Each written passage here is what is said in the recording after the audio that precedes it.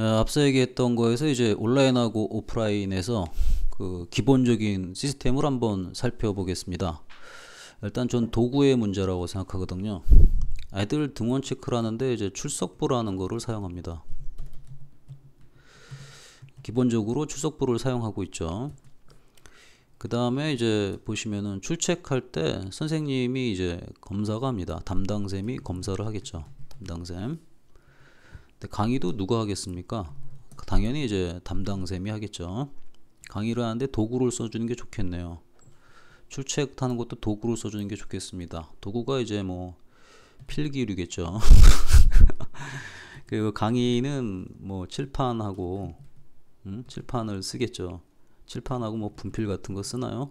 요새 물분필 쓰기도 하고 뭐 전자펜 쓰기도 하잖아요. 그 다음에 숙제도 뭐 내주겠죠. 숙제도 내주는데 내주는 대상이 뭐겠습니까? 구두로 공지하겠죠. 말로 공지하겠죠.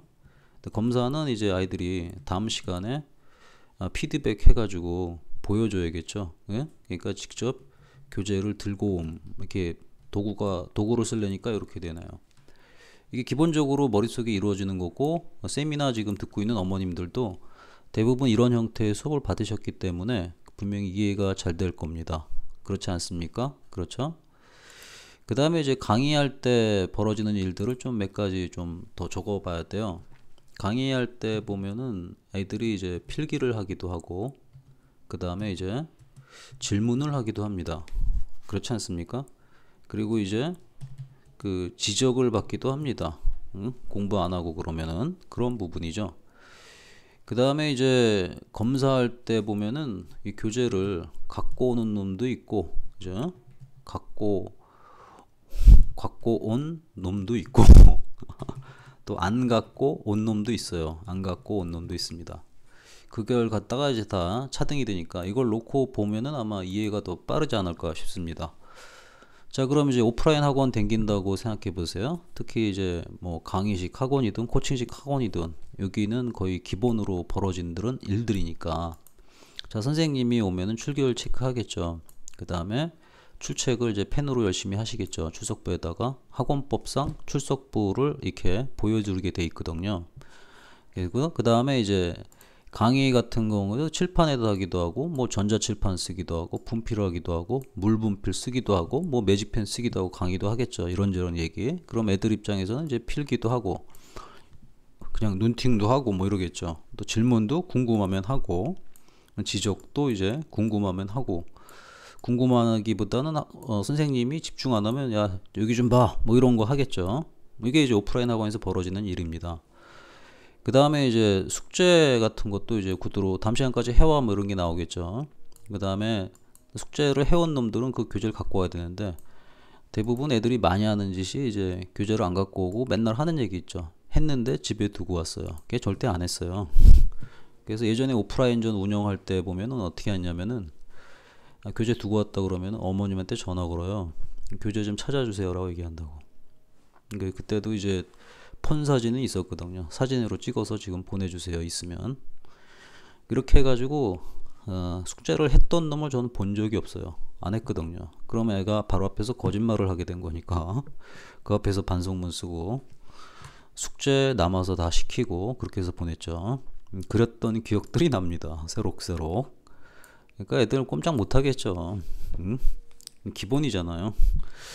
근데 그런 것들을 그냥 소홀히 하지 않았다는 거죠. 오프라인 운영할 때도. 그래서 저는 오프라인 운영할 때도 여기서부터 여기까지 나오는 모든 것들이 일일 페이퍼가 나가게끔 그 플랜을 짰습니다.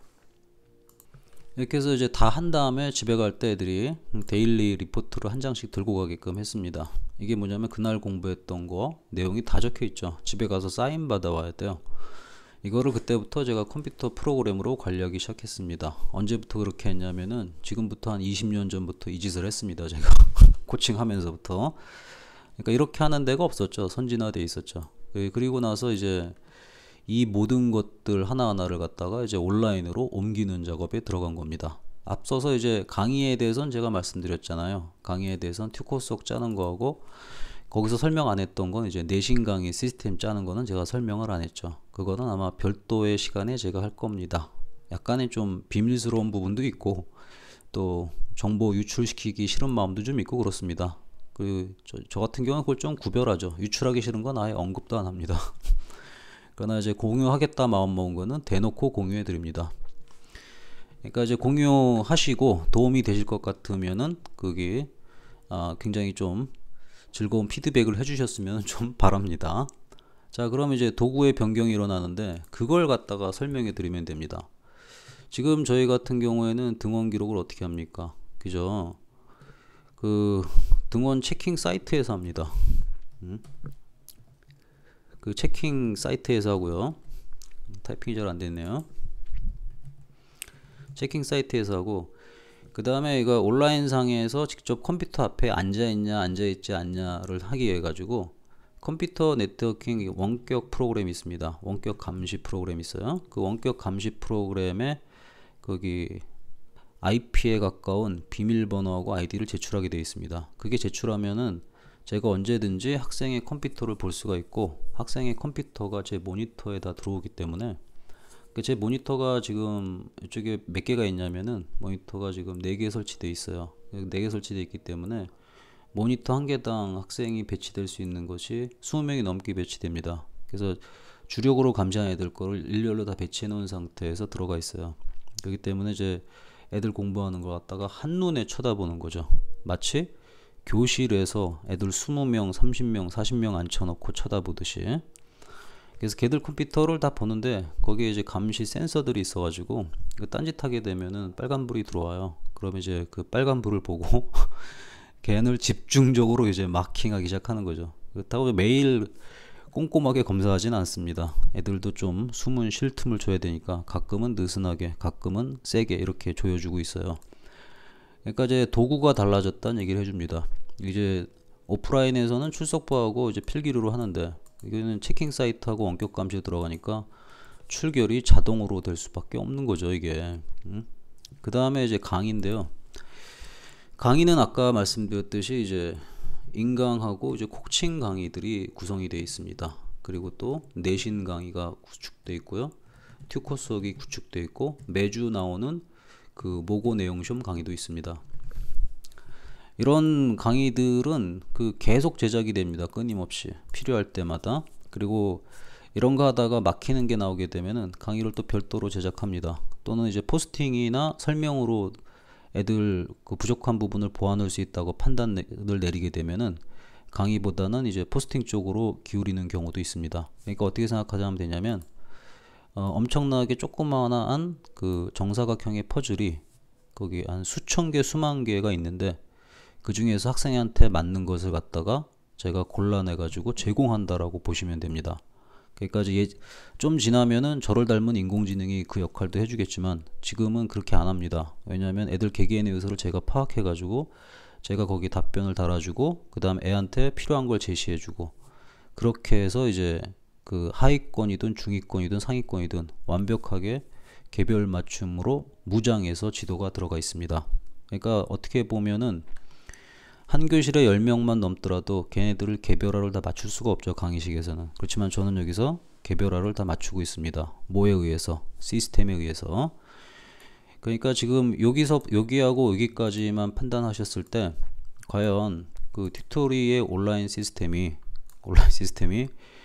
오프라인보다 못하다라는 얘기를 듣는다는 것 자체가 저는 용납이 안 됩니다. 더 좋거든요. 오프라인보다도 더 철저하거든요. 여기 접해 보신 분들하고 얘기해 보시면은 느낄 겁니다. 그 다음에 애들도 공부할 때는 필기를 하잖아요. 저희 애들도 똑같이 필기를 합니다. 필기하고 그 필기한 내용에 대해서 본인이 사진을 찍어야 되고, 사진을 갖다가 전송해서 올려야 됩니다. 그럼 사진 전송해서 올리는 시간이 많이 걸리냐 라는 얘기를 할 수 있습니다. 사진 찍는데 솔직히 1초면 되고요. 그 전송해서 올리는데 암만 오래 걸려도 글 올린다 하면 이제 15초에서 한 30초 잡습니다. 그럼 대충 사진 전송하는데 1분이거든요. 그러면 필기한 다음에 애들 거 검사하는 건 0.5초도 안 걸릴 수도 있습니다. 오프라인 학원에서는 단 한 명만 검사한다면. 근데 단 한 명만 검사한다면 그렇지만 다 검사하려면 다 돌아다녀야겠죠. 그때 걸리는 시간이 얼마 걸립니까? 10명이면은 제가 판단할 때는 5분에서 10분 이상 걸립니다. 그럼 5분 이상 10분 이상 선생님 돌아다닐 때 애들은 쉬게 되고 놀게 되고 시간 낭비가 나옵니다. 저희는 그게 없습니다. 애 올리는 즉시 바로바로 체킹을 이루어주고 있고요. 그리고 애 공부가 계속해서 이어지게끔 나가고 있습니다. 그러니까 이제 도구의 측면이나 시공간의 측면으로 봤을 때 저는 이쪽 시스템이 훨씬 더 우수하다고 봅니다. 그 다음에 질문이 많이 나오는데요. 저희 같은 경우는 쓰는 질문 시스템은 제일 많이 쓰는 게 카톡 시스템이고요. 그 다음에 네이버 톡톡 시스템이고요. 그 다음에 이제 팀톡 시스템을 씁니다. 그리고 최종적으로 쓰는 게 이제 전화를 씁니다. 전화 같은 경우는 이제 인터뷰할 때 많이 씁니다. 그럼 이렇게 보니까 뭐 별거 아니네 뭐 이렇게 생각하실 텐데, 여기는 엄청난 것들이 집약되어 있습니다. 뭐가 집약되어 있냐? 한 교실에 10명 앉아있다고 생각해 보세요. 제가 예를 굉장히 많이 들었거든요.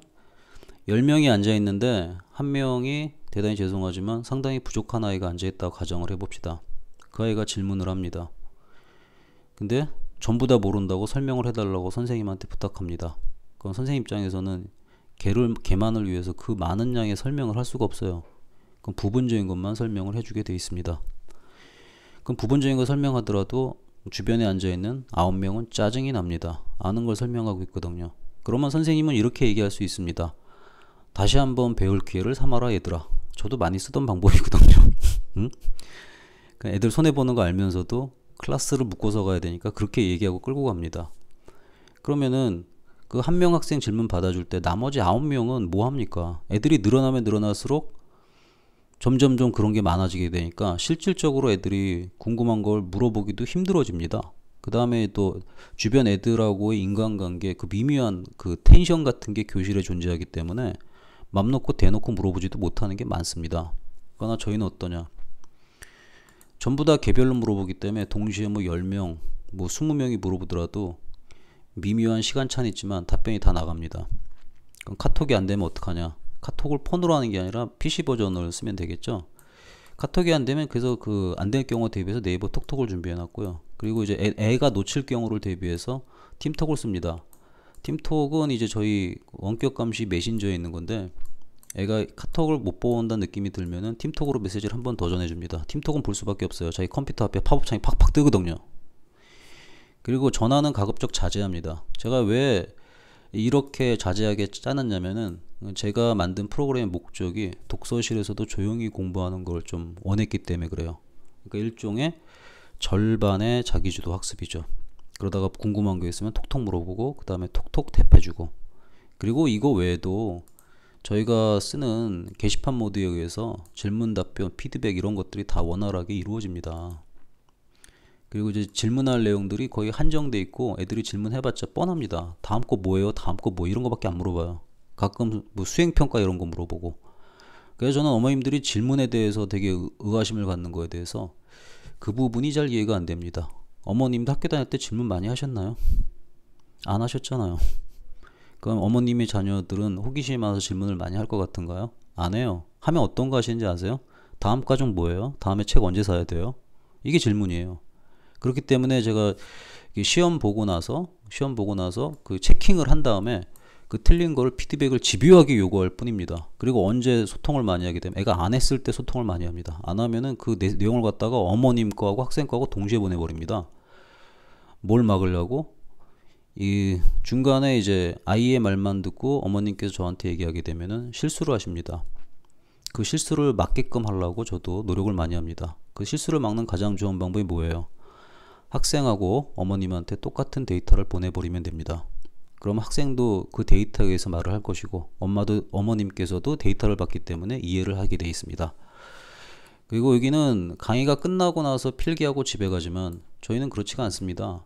강의를 짤막하게 찍어가지고 일부러 이렇게 찍은 거예요. 그래야 체킹할 수 있거든요. 그 다음에 테스트 보고 체킹하고 또 강의 보고 체킹하고 테스트 보고. 여기서도 제가 예를 상당히 많이 들었습니다. 1시간이면은 오프라인 강의할 때 모의고사 지문 4개 강의할 수 있어요. 전제 조건이 3등급 이상 앉아있을 때. 3등급이 안 된 애들 앉아있으면은 똑같이 4개를 나가는데 어떻게 나가냐? 한 개는 만만한 걸 갖다가 편안하게 해줘요. 애들 힘들어 하니까. 근데 나머지 3개는요, 날림으로 해줍니다. 안 그러면 진도를 못 맞추거든요. 하위권들은 지문 하나 가지고 하는데도 1시간 내내 걸려요. 그럼 애들 입장에선 진도 느리고 안 나간다 이런 얘기 나오거든요. 모순점이죠. 그리고 또 학원에서는 강의 평가라는 게 있기 때문에 하위권들은 또 열심히 가르치면 안 돼요. 왜 그러냐? 열심히 가르치면 애들 싫어하거든요. 강의 평가가 안 좋아요. 그러니까 재밌게만 가르치고 깊이 있는 거는 가급적 돌아갑니다. 이럴 땐 답이 이건데 이렇게 해서 공식대로 풀면 돼 이렇게 얘기해줘요. 그냥 더 깊이 얘기하면 안 돼요. 강의 평가가 안 좋아서. 그러니까 작은 학원에 근무하시는 분들은 모르겠지만 큰 학원에 근무하면 이게 모니터링이 들어가 있는 게 한 달에 한 번씩 평가를 받습니다. 그게 뭐 급여하고 연결이 되기 때문에 그렇게 할 수밖에 없죠. 그러면서 잘 가르치는 선생이다 라는 타이틀을 쓰는 겁니다. 제가 튜토리 시스템 만들 때 전 그거 너무 하기 싫었거든요. 이거 제 학원 운영하면서부터는.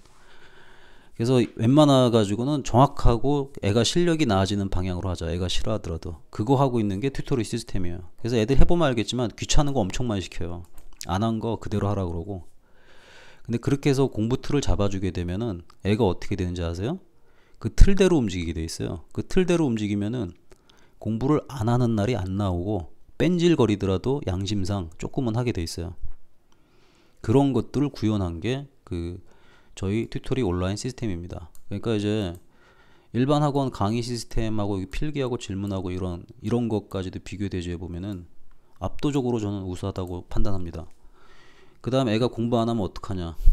되게 편해요. 저희는 안 하는 거 뻔히 보이거든요. 그러면 이제 노 데이터를 갖다가 어머님께 전송해 드립니다. 그 애가 컴퓨터 화면에서 놀고 있는 거 그대로 캡처해서 보내드립니다. 매일 그러진 않겠죠. 애가 상태가 이번 주 좀 심했다 그러면은 그걸 이제 바로바로 보내드리는 거죠. 근데 오프라인 학원에서는 그거 가능합니까? 말로밖에 얘기 못 하잖아요. 말로 얘기할 때는 어떤 불편함이 있냐면은 선생님이 올바른 지적을 한다 하더라도 어머님께서 받아들이질 않습니다. 일단 기분 나빠하십니다. 자기 애가 지적받았다는데 왜 어머님들은 기분 나쁘냐? 내가 돈 내고 댕기는데 내가 너희들한테 안 좋은 얘기 들어야겠어? 이런 사고방식이 머리에 뿌리 박혀 있습니다. 자본주의니까. 그러면 이제 누가 억울하냐? 선생님이 억울합니다. 근데 선생님은 억울해도 된다는 생각이 또 있는 거죠. 너는 선생님이니까 참아야 돼. 응? 너는 내가 돈을 냈으니까 참아야 돼. 이런 의식이 뿌리 깊게 박혀 있습니다. 그럼 이런 상황에서 애가 개선이 되겠습니까? 이런 분위기가 만연한 게 학교도 그렇고 학원도 그래요. 그러니까 애 개선이 안 되죠. 참고로 제가 어저께 들은 얘기인데 26살짜리 애가 엄마 손잡고 공무원 학원 가서 상담받는데요. 그래서 나는 좀 그런 애도 있구나 싶었는데 그게 아니라 10명 중 9이 그런데요 요새. 상상이 되세요? 26살 먹어가지고 엄마 손잡고 뭐 그런 생각을 갖고 계신 분이 뭐 세미나 들으신 분에도 있겠지만 어떻게 26살짜리가 지 앞가람도 못해가지고 엄마 손잡고 학원 상담 받으러 가. 이게 얼마나 쪽팔린 일이에요. 저는 끔찍해요. 걔네들 공무원 안 돼야 돼. 공무원 돼서도 안 되고 그 무슨 판단력 가지고 일을 하겠어요. 저는 적어도 저한테 거쳐간 애들 중에서는 그런 애들 안 나왔으면 좋겠어요. 적어도 대학교 들어갔으면 지가 알아서 해야 될 거 아니에요. 그건 왜 그러냐면 습관이 안 돼 있는 거예요. 이게 초, 중, 고 댕기면서. 응? 모든 걸 엄마가 다 해주려고 그래요. 평생 해줄 수 있는 거 아니잖아요. 자립형 아이를 만들어야 된다고 생각하거든요. 전. 그래서 전 학원 시간표나 이런 거 어머니들이 컨택하는 것도 안 좋아요. 애를 망치고 있다고 생각하거든요. 애가 직접 딜해야지. 애가 딴짓을 한다? 그럼 제가 모르겠습니까? 알죠. 그리고 거짓말이 농후하다 그러면은 애가 시간표 변경한 데이터를 어머니한테 보내드려요. 그러면 자녀하고 어머님께서 알아서 쇼부를 보시게 돼 있습니다. 이해가 되셨습니까? 이해가 됐으리라고 믿습니다.